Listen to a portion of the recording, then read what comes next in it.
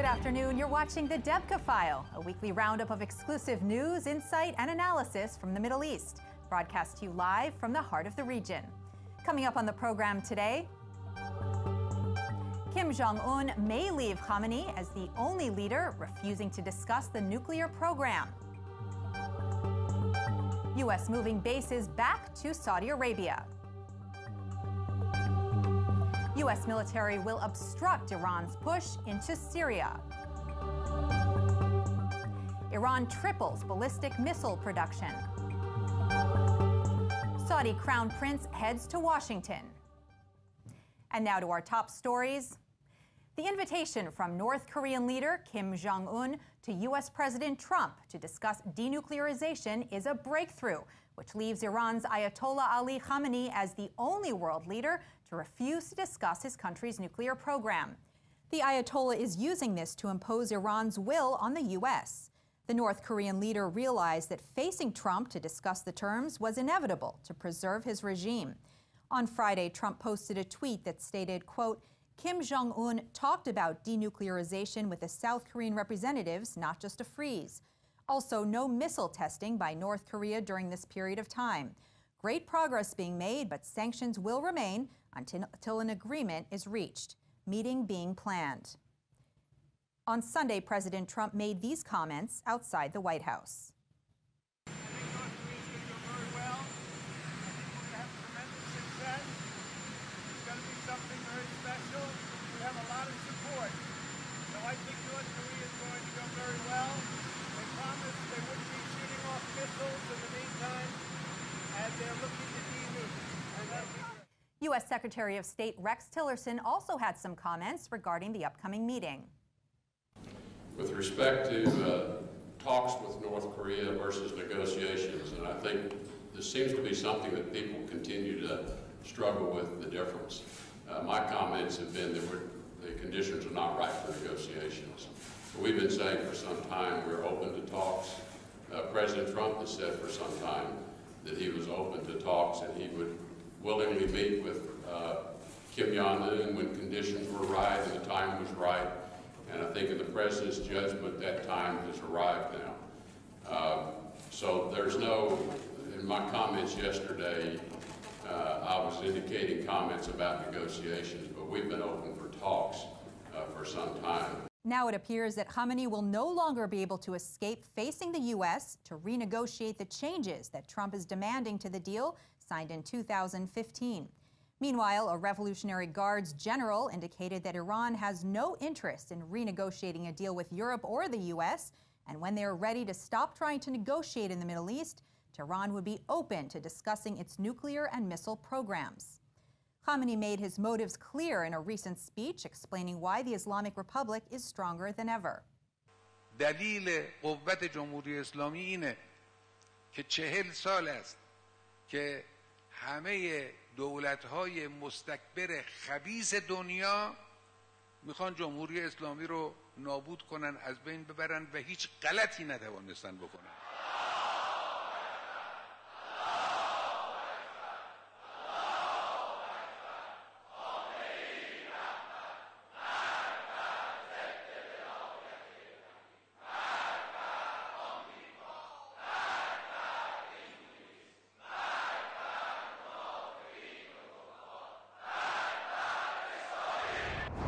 Last week, U.S. President Donald Trump spoke to the Emir of Qatar, Tamim bin Hamad Al Thani, to discuss the Qatari leader's upcoming trip to Washington. Following the discussion, the White House stated, quote, the leaders agreed on the importance of regional cooperation and a united Gulf Cooperation Council to mitigate regional threats and ensure the region's economic prosperity. According to Debka military sources, the statement masks another major overhaul in the Middle East.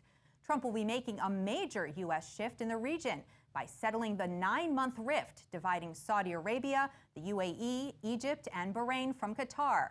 The Saudi-led initiation has accused Qatar of aiding extremist groups and has imposed a naval, air, and ground blockade. Qatar denies all charges. U.S. Secretary of State Rex Tillerson has voiced support for Qatar as its airbase hosts the U.S. Central Command for Operations in the Middle East. Saudi Crown Prince Mohammad bin Salman said last Wednesday that, quote, The Gulf states are studying plans to break the deadlock over the Saudi-led boycott of Qatar by bringing the two sides to agree to lower restrictions on civilian movements as the first to a wider deal. The next step will be to present Thani with an ultimatum: agree to all Saudi terms, cut ties with the terrorist groups, and close a Turkish military base. If Thani refuses, the U.S. will announce the closure of its airbase in Qatar, ending military presence and moving its facilities to an airbase in Saudi Arabia. Meanwhile, Trump has reached a decision to end U.S. military dependence on Qatar. The Pentagon will be moving back to Saudi Arabia, which will shift the balance in the region. This move will prove to Iran that the U.S. stands firm in backing its allies in Riyadh and the Gulf Emirates. With us to discuss this is Dr. Martin Sherman, Director of the Israel Institute for Strategic Studies. Thanks for joining us. Thank you. Thank you for having me. Trump will be settling the rift dividing Saudi Arabia, the UAE, Egypt, and Bahrain from Qatar.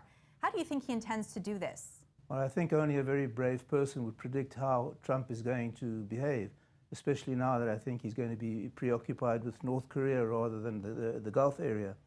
But I would suppose he would use the carrot and stick method, trying to promise economic benefits to the sides and trying to twist Qatar's arm to accept the anti-Qatari coalition's terms, which are quite onerous. They have a list of about 13 demands, including intrusive audits of compliance, cutting ties with extremist groups, and even paying compensation for previous Qatari actions, which I think the Qataris are going to find very difficult to comply with. And Trump might run into some pushback here from other powers who have a vested interest in preserving the rift, like Turkey, like Iran, and maybe even Russia. So I think the jury is still out on how Trump will actually contend with this and what his success will be. The Pentagon will be moving back to Saudi Arabia. How do you think this will shift the balance in the region? Well, you know, here, the key question here is Saudi Arabia.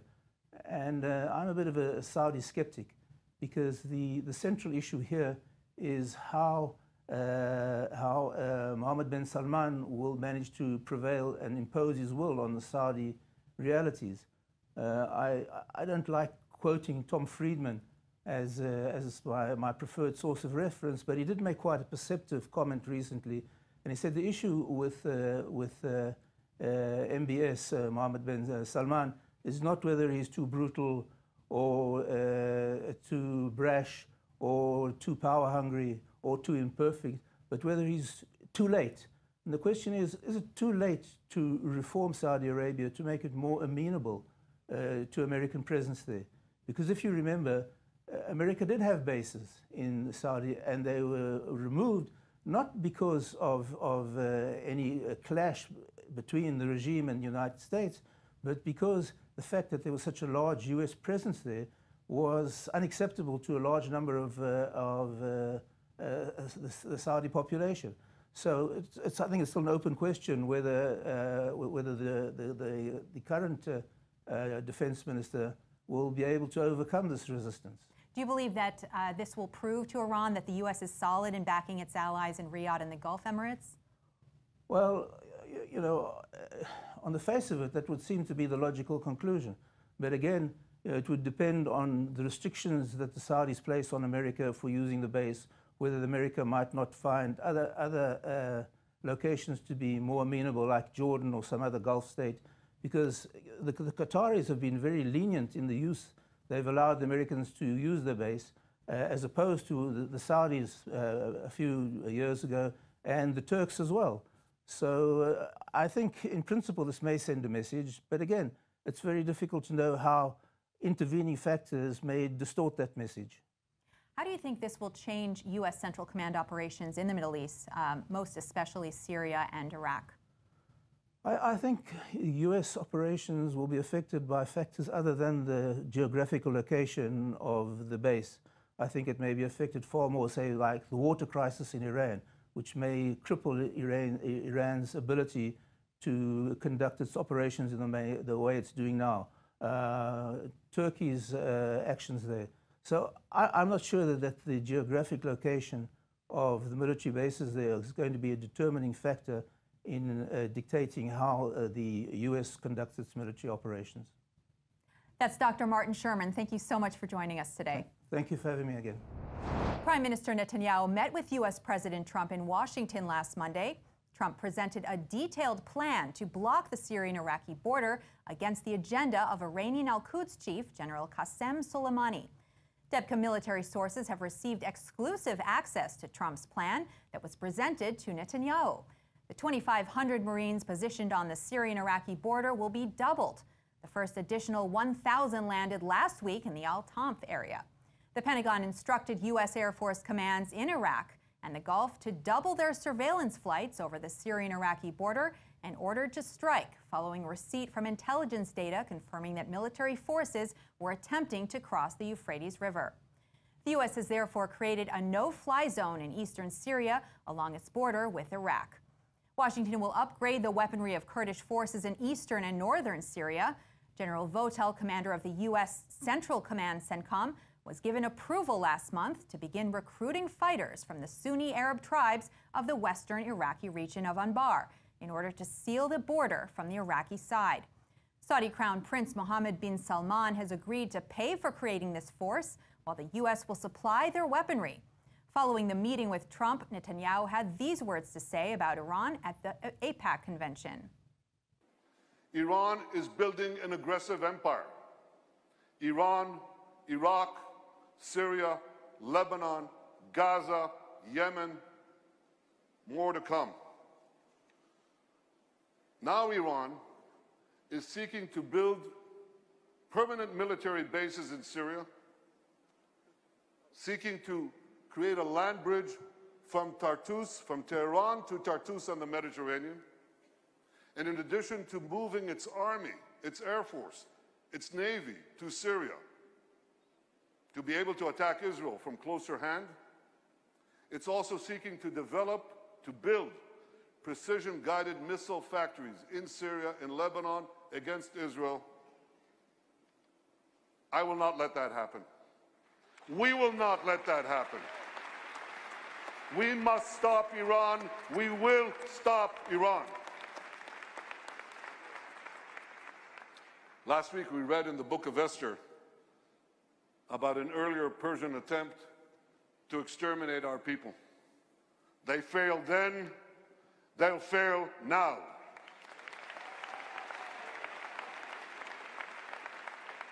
We will never let Iran develop nuclear weapons. Not now, not in 10 years, not ever.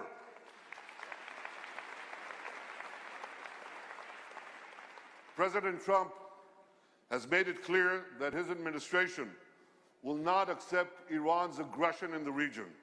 He has made clear that he, too, will never accept a nuclear-armed Iran. That is the right policy. I salute President Trump on this. Tehran discarded French President Emmanuel Macron's proposition to make changes for the 2015 nuclear deal demanded by U.S. President Donald Trump. Last Monday, French Foreign Minister Jean-Yves Le Drian visited Tehran to persuade Iranian leaders that if they put restrictions on the nuclear deal, Trump might agree to retain it. However, the Iranians were against the proposition.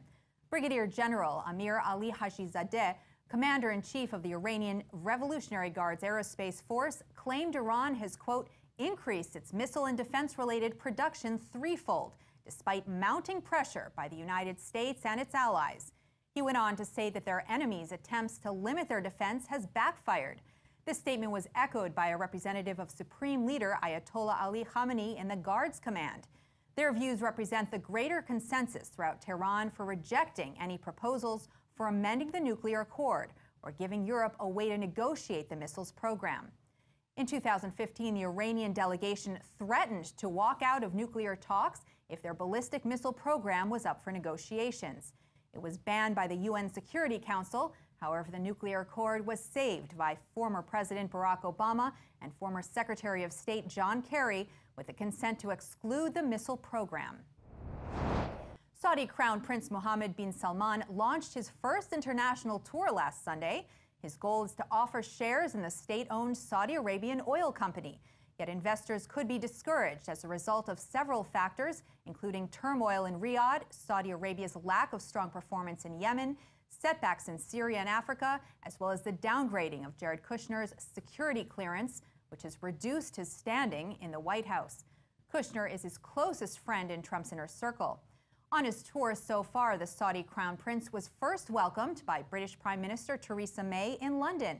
The Saudi delegation met May and senior ministers to launch a UK-Saudi Strategic Partnership Council in order to encourage Saudi Arabia's reforms and improvements in the economy, education, culture, and security. During his three-day visit to Cairo, the Saudi Crown Prince saw some of Saudi Arabia's foreign assets take a blow in Syria and Africa. In eastern Ghouta, Riyadh suffered one of the worst setbacks in the 7-year war. The defeat of 2 rebel militias, which Saudi Arabia had funded and armed to defeat the Assad regime. Salman had this to say about his visit to Cairo.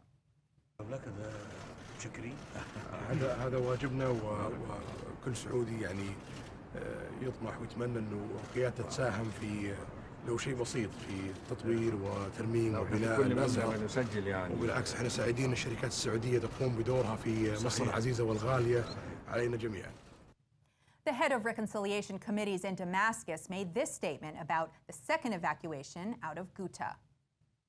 تواصل مع أهلنا والمدنيين اللي موجودين جوا طلبوا منا انه المعبر الوافدين لا يمكن الخروج منه لانه مسيطر عليه الجيش الاسلامي والمسافه اكثر من 3 كيلومتر. فقالوا انه نحن اذا ممكن تفتحوا لنا معبر عن طريق المنطقه الجنوبيه عن طريق جسرين نحن ممكن الطلعه اهون يعني. Meanwhile, bin Salman tried persuading Egyptian President el-Sisi to abandon his friendship with Syrian leader Bashar al-Assad until Turkish President Erdogan moved into Africa.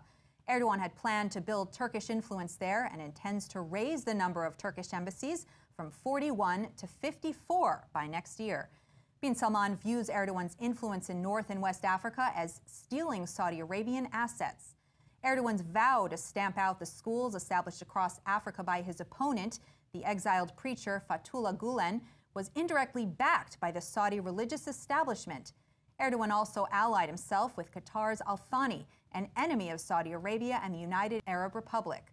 During his visit to Cairo, the Saudi Crown Prince described Turkey as a contemporary triangle of evil, along with Iran and extremist Islamic groups. El-Sisi is skeptical of the Turkish president's next moves and sees Turkey as scheming to isolate Egypt from the north, west, and south. And now a roundup of this week's regional stories you may have missed, the news in brief. An Egyptian ostrich breeder says that every part of the ostrich is useful, including the oil. Although ostrich meat has long been known to have positive health benefits, there is little research in ostrich oil, which contains 9 fatty acids. Although some consumers are jumping on the new hype, medical authorities believe that more research will be needed before stocking the shelves at stores. يعني ريش النعام لوحده يعني انت لما تيجي تذبح النعامه هتبيع ريش لوحده يعدي ال1000 جنيه. ودهن النعام دخل في اختصاصات كتير في دهان العمود الفقري بس في البدايه انزلاق الغضروفي في البدايه مش هقول لك في اخر الحاله متاخره هيشفي هو ربنا الشفاء اولا بس استعماله كتير وبيستعمل كريمات ولو كنت رحت اعمل عطار من اجود يقول لك ده دهن لحم دهن النعام من غالي. Women in Saudi Arabia marked International Women's Day on Thursday by participating in a public march called the Walk for Environment to promote a healthy lifestyle. Saudi Arabia has been known as being one of the most restrictive countries for women in the world. Aside from having no women ministers, women have also been required to get a male relative's approval to make important decisions. The past year has been memorable for women in Saudi Arabia under Crown Prince Mohammad bin Salman, who has lifted several key restrictions on women's rights. Because of his new reforms, women will be allowed to drive, attend sports matches at stadiums, and participate in athletics. حسب رؤية 2030 مع فعاليات المرأة بدأت تظهر أكثر والمجتمع موجه أكثر لرؤية المرأة عشان المرأة هي تعتبر نصف المجتمع. فإحنا في السعودية بنحاول على قد ما نقدر نظهر دور المرأة في المجتمع. في عندنا مهندسات، في عندنا إعلاميات، عندهم طاقات مرة جدا إيجابية، وحاليا في فريق التطوع عندنا طاقات صراحة جدا رهيبة، وإن شاء الله حتساعد في تطور الوطن ووصولنا نحو رؤية 2030. A letter written from Albert Einstein to a female scientist who refused to meet with him just sold at an auction in Jerusalem. The auction house stated that Einstein, who was 42 at the time, wrote the letter to a woman who lived in his sister's apartment in Florence. Also sold for $103,000 was a note in which the scientist sketched his ideas for the third stage of the theory of relativity. The note that Einstein wrote to this lady is very surprising. We see a man as big as Einstein that has weakness of a human being, and he write a letter to a lady that he never met. Einstein wrote this special letter to one of his colleagues regarding the third stage of theory of relativity, and he was excited publishing his article about it. And after he wrote this letter, he adds a few 3 lines above the envelope, which shows that he was very excited about his theory. After returning from his trip to Washington, Prime Minister Netanyahu dove into 24 hours of meetings to work out the differences in the compulsory conscription law, which threatened to break up his coalition and cause an early election. Last night, he persuaded the Religious United Jewish faction to pull back from their ultimatum, in which they threatened to vote against the state budget unless yeshiva students were excused from military service. The compromise allowed for an immediate reading before the budget vote. Netanyahu and United Torah faction leader Rabbi Littman discussed the negotiations. Meanwhile, Defense Minister Avigdor Lieberman has threatened to quit the cabinet unless the defense establishment draws up a new version of the bill. That's it for this week's edition of the Debka File. We'll be back with you next week for exclusive news, insight, and analysis from the Middle East. Thanks for watching.